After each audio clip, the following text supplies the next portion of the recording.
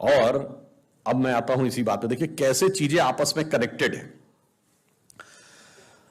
भगवान शंकर किस चीज के देवता माने गए? मैंने कहा तंत्र के।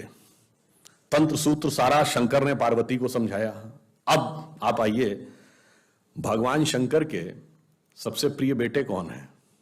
गणपति। अब आपने कभी सोचा कि भगवान गणपति का जो स्वरूप है, मनुष्य का शरीर है, हाथी का सर है, चूहे की सवारी है, यह संयोजन कुछ विचित्र सा नहीं लगता?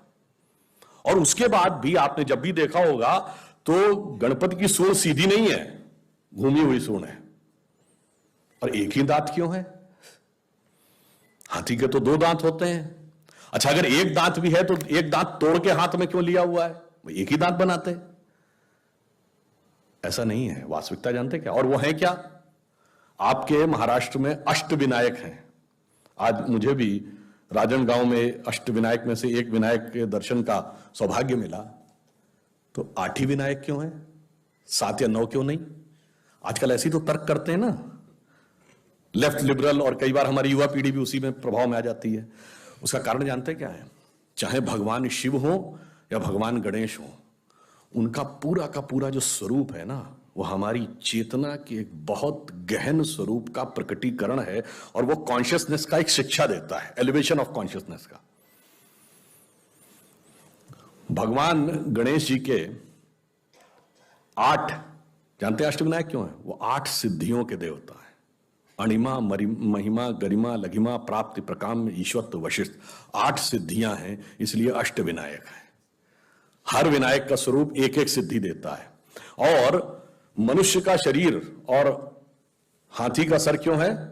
हाथी के सर में गजमुक्ता होती है। उनका पूरा स्वरूप कुंडलिनी जागरण की प्रक्रिया का अंग है, इसीलिए सूंड उस कुंडलिनी की प्रतीक है। ब्रह्मरंध्र यहां माना गया है, इसीलिए हाथी लिया गया, जिसके गजमुक्ता होती है। माना जाता है मस्तक में एक पिनियल ग्लैंड जैसी होती है।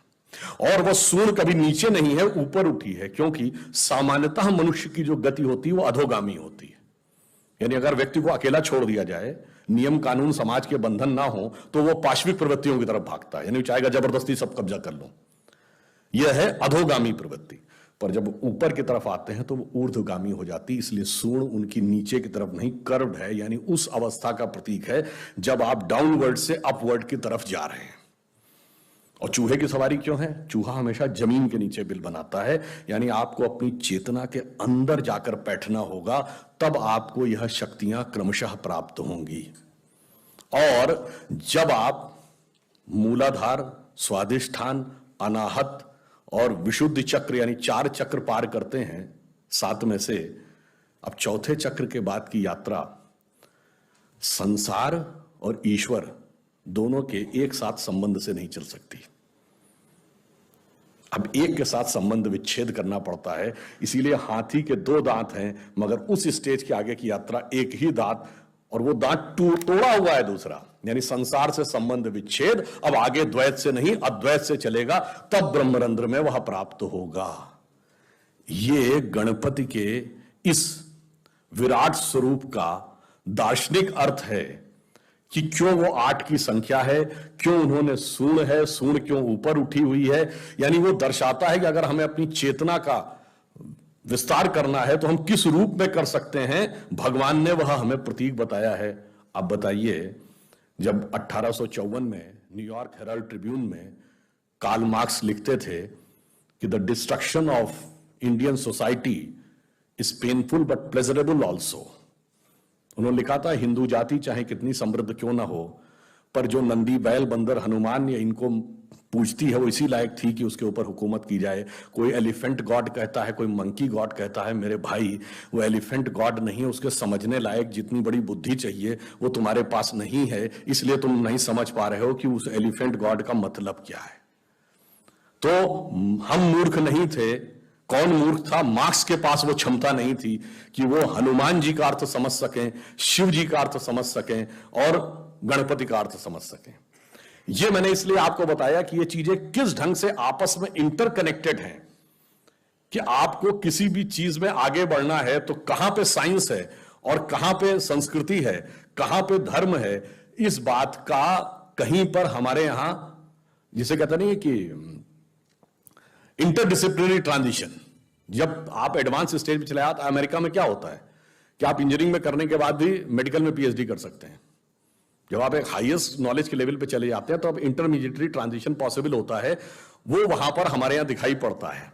अब मैं आपको ये बताना चाहता हूं कि ये मैंने सिर्फ एक उदाहरण इसलिए बताया कि कभी कभी हमारे मन में या कई बार मन में संशय रहता, हमें समझ नहीं आता। अभी देखिए मधुराष्टक बोला जा रहा था, तो आपने कभी सोचा कि हम राधा कृष्ण क्यों कहते हैं?